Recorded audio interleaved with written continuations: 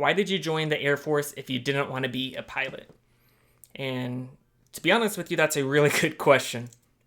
Welcome to Lead From Within, a podcast of one airman reflecting on his time as an aircraft maintenance officer as he gets ready to transition to the pilot community.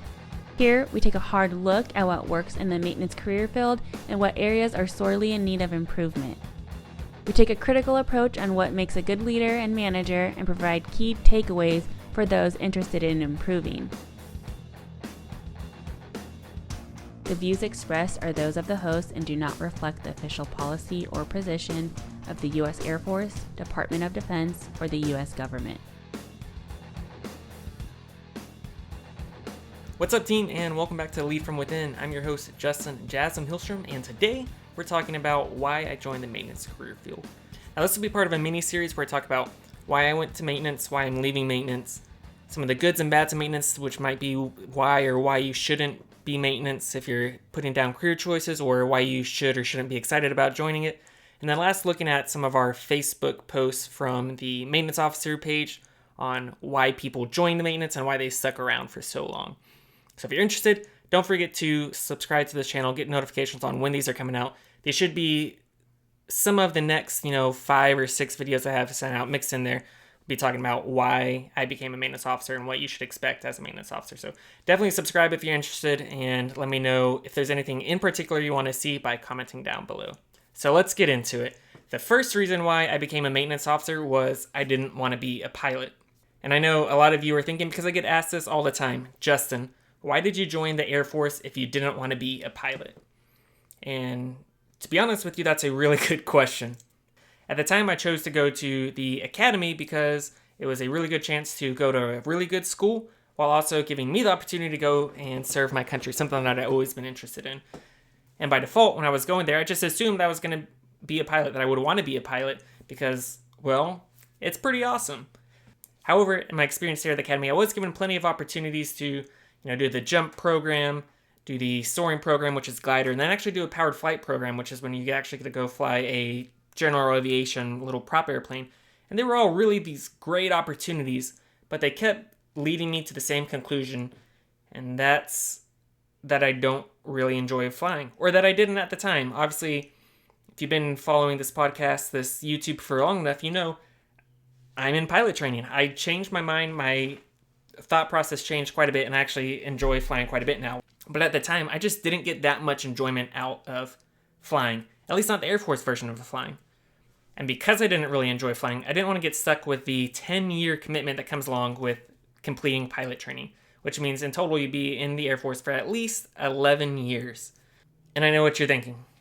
11 years to go fly jets, go fly aircraft every day? That sounds like a pretty good deal. And it is, in the grand scheme of things. I know a lot of people can read the news, see that a lot of pilots are frustrated, not enough pay, not enough this or that. They spend too much time doing other jobs. I agree to an extent. I disagree to an extent. Obviously, I come with a different perspective, but I wasn't willing at the time to put myself in a situation where I was going to be stuck doing something I didn't love. And I think this phenomenon is becoming more common and less of the exception, whereas, I was one of the few people that turned down a pilot slot at the academy. I think it's becoming less and less of the exception, as you'll see in one of my favorite internet conversations I've ever had. I'll put this up on the screen. This was from a Academy grad Facebook page where they're talking about how we can improve pilot retention and why people aren't joining the pilot ranks as often as maybe in the past. A smaller percentage of Academy graduates are going to pilot vice other career fields. And it says, I've heard that reasoning about too long of a commitment and blah, blah, and as a fighter pilot, I have to scoff at it. If that's their millennial mentality, we don't want you anyways. It's a amazing job and takes a lot of hard work and commitment to get there. You gotta want it, not to be worried about being trapped. Laughable. I never heard of any of that dumb shit mentality when I was at the zoo. Times have changed for sure. And this is my favorite comment. This is before the lockdown, before COVID, so Zoomer wasn't a common term for Gen Z. So I said, okay, Zoomer, because Zoomy is another kind of derogatory term for an academy grad. His response, Ha! Funny. Spoken like someone who didn't want the commitment. Someone has to do it. Lord knows we all can't. And of course, he doesn't know that at the time I was already nominated to go join pilot training again as a captain, which means I would have committed at least 18 years of service, so I don't know, maybe had a longer commitment than he had. Who knows? Just saying. But this brings out my kind of the third point about why I didn't want to be a pilot. First, I didn't really enjoy flying. Second, I didn't really want the commitment. And third, I kind of saw or perceived a culture that I didn't necessarily want to be a part of. And obviously, as an academy guy, I didn't really know what a flying squadron's cultures be like. But I got a perception from the people whose parents were Air Force pilots and those who really were jockeying hard to try to be a fighter pilot that I wasn't going to enjoy being around a certain group of people. Now, that's not to say that these squadrons have bad cultures. It was my perception. And as I went through the Air Force, I learned, fewer and fewer of that kind of person is around. They definitely exist, and unfortunately, there's a lot of those people in powerful positions that kind of keep pushing that mentality along. You can get to the argument, okay, to be a fighter pilot, you have to think you're the best in the room, you have to be a badass, you have to do all that stuff. And maybe, we'll save that argument for some other conversation. But there was definitely this bullshit machismo kind of mentality that I just didn't really want to be a part of. And thankfully, like I said, as I was going through the Air Force, my 8 years in maintenance, I saw that's not the norm. People aren't like that, and they actually tend to get made fun of quite a bit because everyone just needs to be a good dude, a good guy or gal, They don't want to hang out with, I don't know another word for it. They don't want to hang out with douchebags. So if you're worried about that culture, you'll definitely see it some in pilot training, and I think as you go further and further in your career, you'll see that kind of mentality gets weeded out, for the most part. If not weeded out, it gets reformed as people get more and more experiences. My second big reason for wanting to go to the aircraft maintenance career field was I wanted to lead people. And I knew this whenever I decided to go to the academy, that I wanted to lead people. I didn't know enough about the Air Force when I was joining at the time that I wouldn't really be leading people at a young age if I became a pilot. As I learned more and more about the other career fields, I started looking at other options that had enlisted personnel assigned to them that young officers were put in charge of, air quotes. So I looked at career fields such as security forces, aircraft maintenance, intelligence, special investigations, things that have a mixture of officers and enlisted personnel assigned to them. And I ended up saying that my top two were going to be intel and aircraft maintenance. And of the two of them, I'd be happy with either of them. So that's what I put down on my dream sheet after I turned down my pilot slot from the academy. I knew I wanted a challenge. I knew I wanted to push myself. I knew I had somewhat of a natural ability and a natural desire to lead. It's kind of what my big interests are, so got pushed down that way. And I was accepted to go be an aircraft maintenance officer, and it definitely gave me a very challenging experience and gave me the opportunity to lead and the opportunity to grow as a leader. It's something I'm very thankful for. Third, and this kind of goes with my fourth reason as well, when I went on a Operations Air Force, and for those of you who don't know, your sophomore year at the academy, I believe some ROTC kids do it as well, I'm not sure after what year in college, you go to a operational Air Force base and you shadow people in career fields that you might be interested in. So we all typically go and we follow pilots, we do incentive rides, I think they're called familiarization flights, where we get to go follow a pilot through the briefing, debriefing process and actually get to go fly. So if you're at a F-16 base, you usually get to fly in the back of the F-16. If you're at a KC-135 base, you get to fly a beautiful tanker, you get to do whatever. It also means you get to follow other career fields. So if you're interested in security forces, you get to go follow security forces around. And they also do some kind of little demo, you get tased, you get to see the military working dogs, you get to see all those kind of things. And because I said I might be interested in doing maintenance at the time, and at the time I was still leaning towards pilot, so I didn't know that it was going to be aircraft maintenance. But I said I might be interested in aircraft maintenance, so me and one or two other individuals went and followed an aircraft maintenance officer for a day. And what he said, that maintenance officer said, changed the course of my life. Because he said, don't be aircraft maintenance.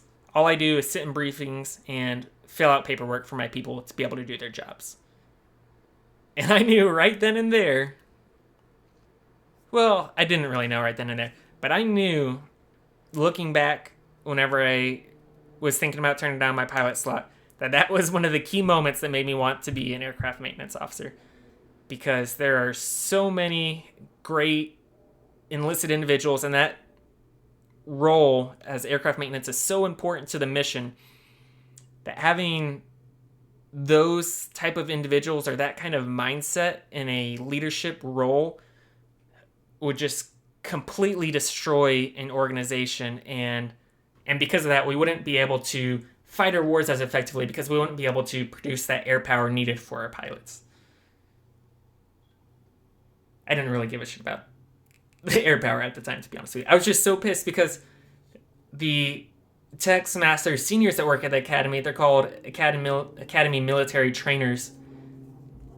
A couple of them I worked with were aircraft maintenance, and they were such good leaders and such strong influences on my leadership and character development when I was at the academy.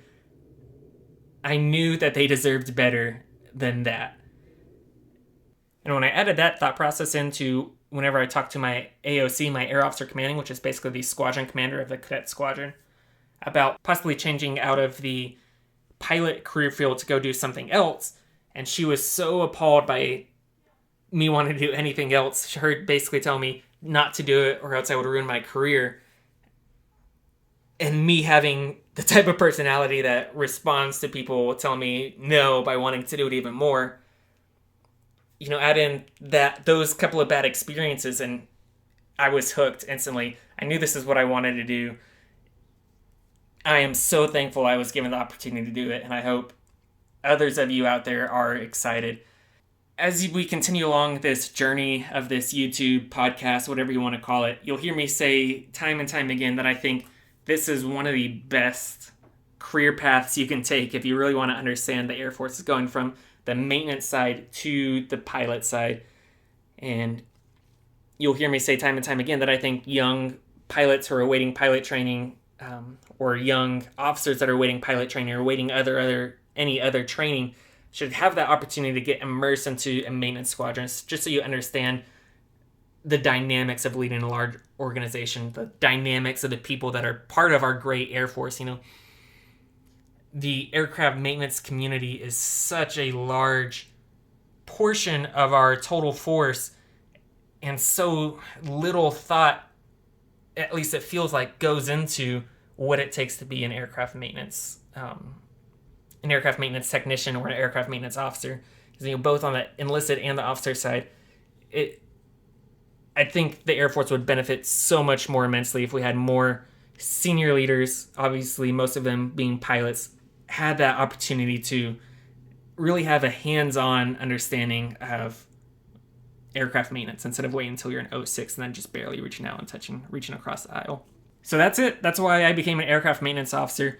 Like I said, I'll be releasing a few other videos in the coming weeks about why I think you should or shouldn't be an aircraft maintenance officer, why you should be excited about the career field, and get some other people's opinions. If there's anything specific you want to hear, comment down below so I know, and make sure that you're following this channel so you get notifications on when I release those videos.